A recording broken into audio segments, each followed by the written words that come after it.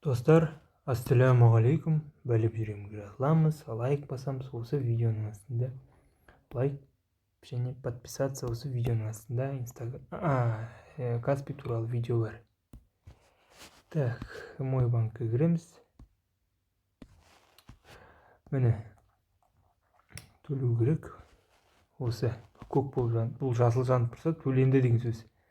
5-ші дата. Сіздерде басқаша болады. Әр алған зат ол 5-ші, яғни бір датамен төлейсіз. Мысалы, сіз бүгін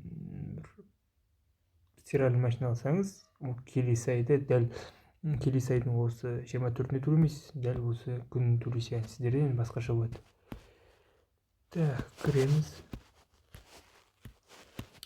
Календар платежи деген бар.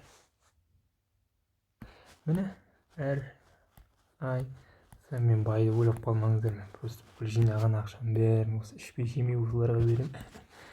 Жаман. Кредит болған жаман, ақшаның кесірі. Ақша көп алып қойдым сол. Подробно басамыз. Так, подробнода әр кредит қанша төлеу керектігін көрініп тұр. Мына бизнеске алғаным. Фен алдым. Кариға аяқ киім алдым.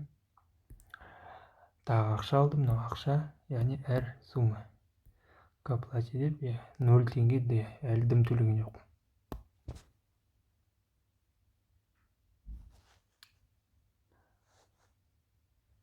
К оплате басасыз. Так, болды. Каспи Голд таңдайсыз, оплатить басасыз. Так, 2 ай төлесеңіз, алдыңа келесі ай төлемесеңіз болады. 2 ай демаласыз, былай айтқанда. Так. Просрочка шықпау керек. Алматы уақыты бойынша 8-ге төлеп тастау керексіз. Так, пеня егер уақытында төлемесеңіз, 0,5% күн сайын қосылады. Төлемесеңіз.